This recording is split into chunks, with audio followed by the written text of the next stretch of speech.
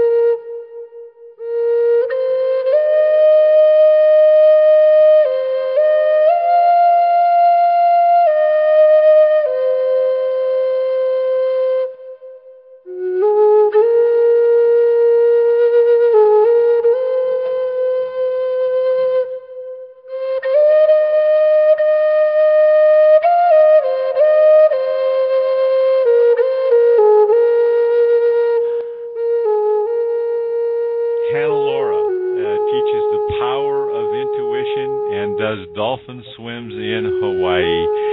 And I've had the opportunity to take the course on the power of intuition, and I remember where I was, oh, heavens, back in the late 90s, wasn't it, Hannelore?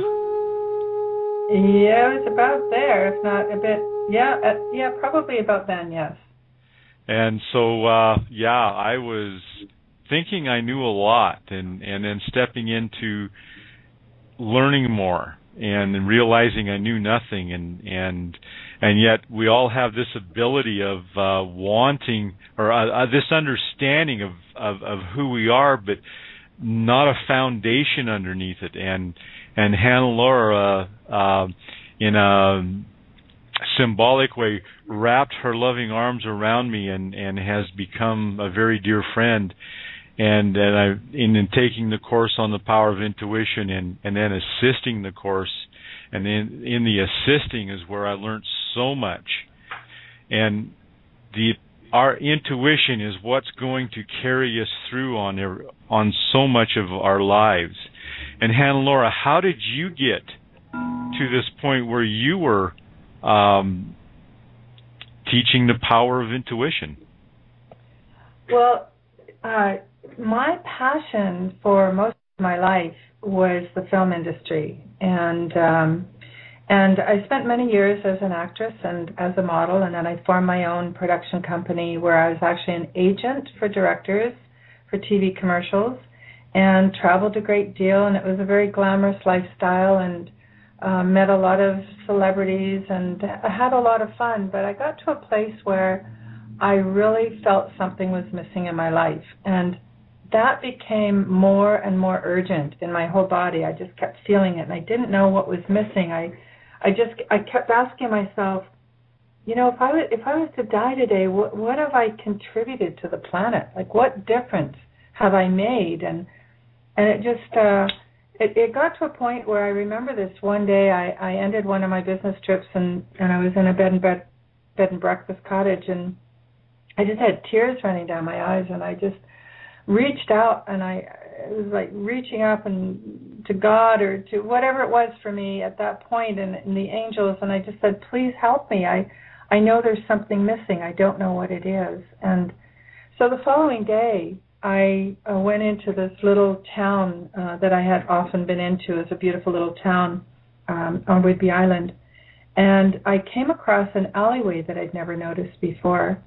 And I came across a store that was a beautiful little metaphysical store that had crystals and books and had tarot cards and gifts and all these different things. There was a sign outside that mentioned all these different things. And at the bottom of the sign, it said readings. And I remember thinking, oh, maybe I'll go in and I'll have a psychic tell me what's missing. And I walked into the store. It was really quiet. Nobody was there. The clerk behind the counter, I approached her, and she said, well, actually, the woman that owns the store and does the readings is not in today, and we actually don't expect her in for several days yet. But if you're interested, she can do a phone reading. And I remember thinking that was pretty weird at the time, and I just said, no, that's okay. I'll just look about. Well, what I've learned is, and I share a lot of this in my teaching, is the power of synchronicities. Those are those unusual, magical occurrences that happen. And synchronistically, this woman just happened to walk in the store right in that 2-minute period of time that I was there. And she then walked up to me and she said, I understand that you're interested in a reading. And I looked up at her, and at this point I wasn't even sure if I still wanted to do that. And then I kind of went, yeah. And she said, when? And I looked at her, and I said, now? And she looked so deeply into my eyes, and then she said, okay. And she did this reading, and I swear, Dennise, I felt like I wanted to touch the chair because I thought there must have been electrical charges running through, because I got all these rushes and charges in my body, and so much of what she was sharing resonated so deeply within me, and it was so fascinating.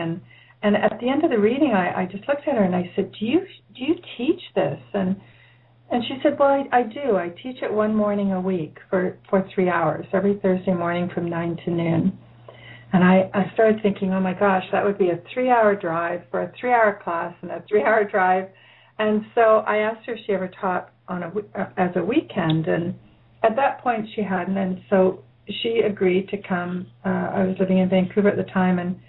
And to cut a long story short, she did come up and teach for the weekend. I ended up, for many months after that, doing that 3-hour drive and the 3-hour class. And she taught advanced clairvoyant training. And I became her protege, and I began to teach with her.